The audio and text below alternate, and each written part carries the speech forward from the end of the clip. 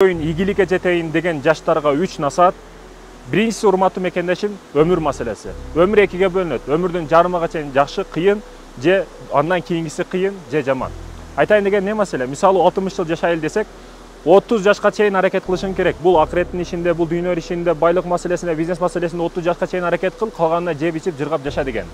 Же тескерисинче, 30 жашка чейин кыздар менен жүр, ойно, күл, эки жака бар, жыргап жүрө бере турган болсоң 30 жашка чейин, анда 30дан кийин үй бүлө курасың, семья кыласың, жоопкерчилик өтө күчтүү болот да, рисковать эткенде коркуп каласың, семьяң үчүн, бала чакаң бар, баягы айлык жашоосунан чыга албай каласың. Андан кийинки жашооң түбөлүккө иште өтүп кетишиңе туура келип калат. Ошондуктан мен айтарым, 30 жашка чейин, өмүрүңдүн жарымыга чейин аракет кыл, андан кийин жыргап жаша. Баягы айтат го, жаштыкта берсин мээнетти, каарыганда берсин ырысты дейт. Ошондуктан мен айтарым, жаштарга жалкоо болбогула, телефон тукулап, TikTok дагы не, ошолорду көрүп отурбагыла. Интернет алдайт, реклама алдайт. Жөн эле автобуска чыксаң рекламалар, көчөгө чыксаң бүт баннерлерде рекламалар, бүт бардыгы сени өзүгө тарткысы келет. Жада калса көчөгө чыксаң, сотке кирсең дагы жылаңач кыздар, башкалар бүт тарткысы келет өзүгө сеничи. Сен алданба, жашоону кызык, реклама жашоосуна алданба, сен өзүңдүн жашооңду кур.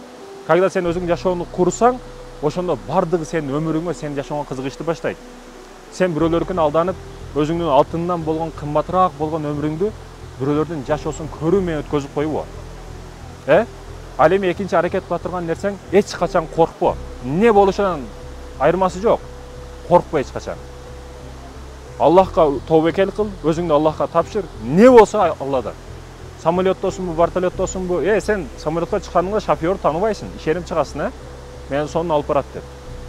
Бирок самолетту да кырсык болот. Автобуска чыгасың, шофёрду билбейсиң, бирок чыгасың, ишенесиң. Эмне үчүн Аллага ишенбейсиң, урматтуу мекендешим? Эмне үчүн Аллага ишенбейсиң? Качан коркунуч келген учурда, бийиктикке чыккан учурда, же жер тиреген учурда, Кудай дешибиз шартпы? Жок, ар бир учурда Кудай де, ар бир учурда өзүңдү оңдо, оңол, аракет кыл. Себеби сени үмүт кылгандар өтө көп. Айылыңдын же апаңдын сага карата бир сөйөнгөн, аларга жөлөк болгон эмес, тескерисинче алар сага сөйөнсүн. Колдоо албай эч кимден. Коркпо, Кудайга тапшыр. Үчүнчүсү, бүгүн бир иш кылайын десең, акча жок. Бардык бизнести элдер кылып койгон дейт да. Ошондо 30 баниясы болсо 31-чи кылып ача бер. Ачканыңдан кийин клиент келеби, келбейби ал Кудайга тобокел дегени. Тобокел деген ушул. Бар нерсени кыласың. Азыр туура бардык бизнес ачылган. Бардык бизнес бар. Бирок сен да Кудайга тобокел кылып чыксаң, кантиндерди ач, келеби клиент ал Кудайга тобокел. Ошондуктан мен айтарым, жаштарга аракет токтотпогула, аракет кылгыла. Бардык нерседе мүмкүнчүлүк бар бүгүн. Бардык нерседе жарып чыкса болот. Бүгүн комфорт жашоо элдер алданып атат. Даяр доставка, даяр тамак бардыгы алдына келет. Телефон бар, күнөө кылам десе дагы бардыгы күнөө маселеси дагы алдыга келе турган учурда, бардыгы жалкоо болуп турган учурда сен кичинекей эле аракет кылып койсоң, көп нерсеге жетип койсоң болот бүгүн. Аракет кыл, жашооңду өзгөрт. Сен өзгөрбөсөң, сенин жашооңду эч ким өзгөртпөйт, ушуну бил.